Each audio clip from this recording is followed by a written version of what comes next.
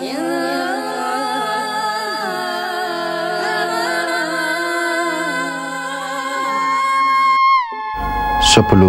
kalian subscribe dulu channel ini agar kalian tidak ketinggalan video terbaru dari channel kami.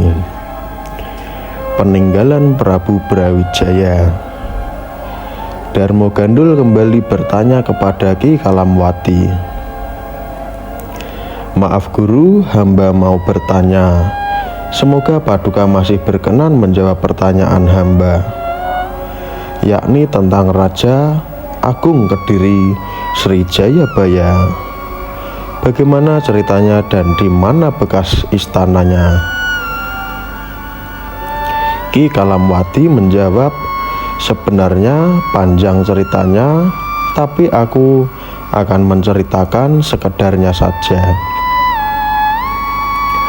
Sebenarnya Mahaprabu Jayabaya tidak bertahta di Kediri, tetapi di Daha, di sebuah timur Kali Berantas, sedangkan Kediri ada di sebelah barat Kali Berantas, sebelah timur Gunung Wilis, sebelah barat Dayaloji, sebelah timur Desa Klotok. Di sana ada batu bata putih, itulah petilasan Sri Pujaningrat Kediri.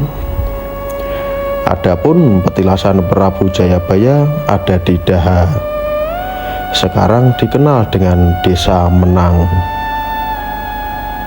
masuk distrik Papar. Sekarang istana Daha itu sudah tidak bisa ditemui karena tertimbun pasir lahar Gunung Kelut. Begitu pula dengan pesanggrahan Wanacatur dan Taman Begendawati.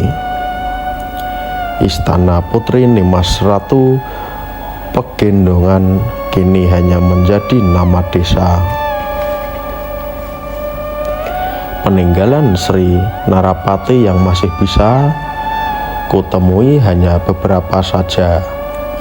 Pertama, Candi Prunggu Tegawangi di timur laut Desa Menang. Lalu ada arca raksasa perempuan yang berada di Desa Nyahen, tingginya 11 kaki menghadap ke barat, duduk jengking, satu kaki diangkat. Ukuran tubuhnya seukuran 11 kaki, lengan kanan putus.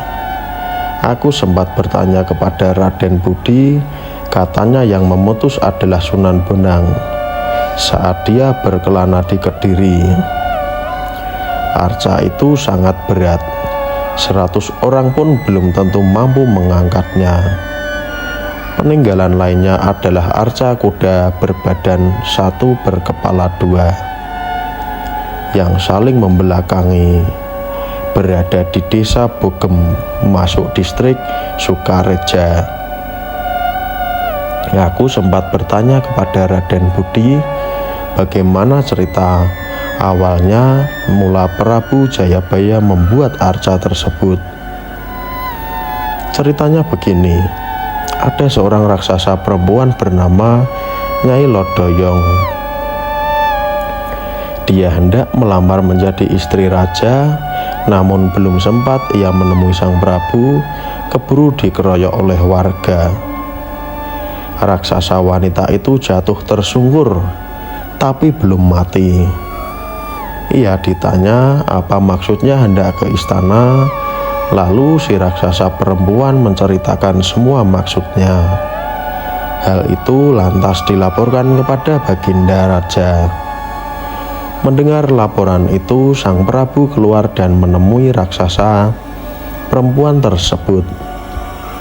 Ditanya nama, asal dan maksudnya.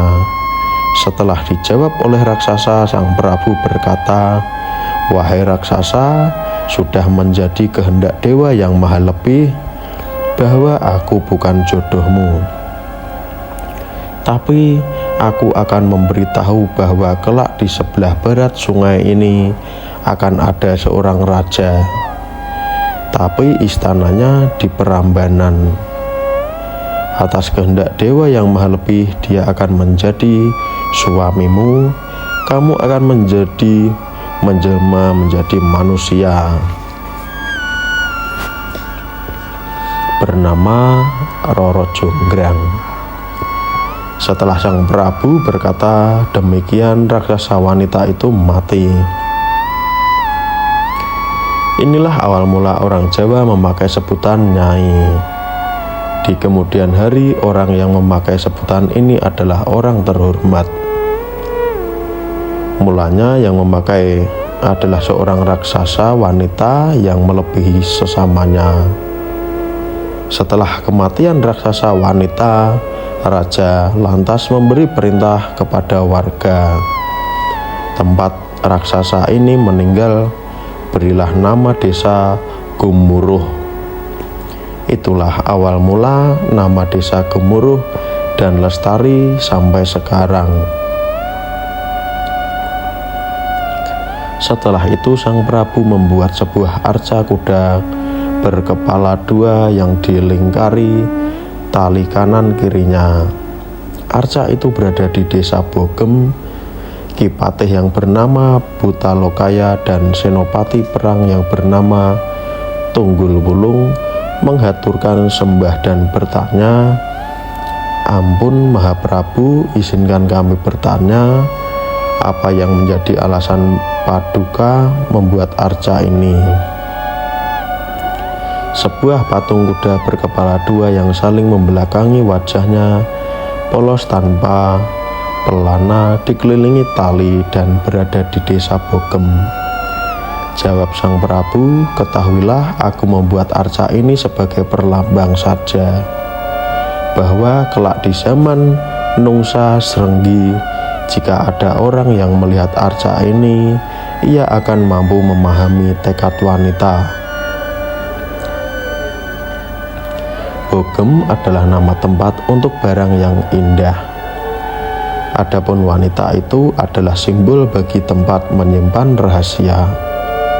Maksud kuda dikitari tali adalah bahwa kuda itu simbol wanita binal, maka harus dilindungi.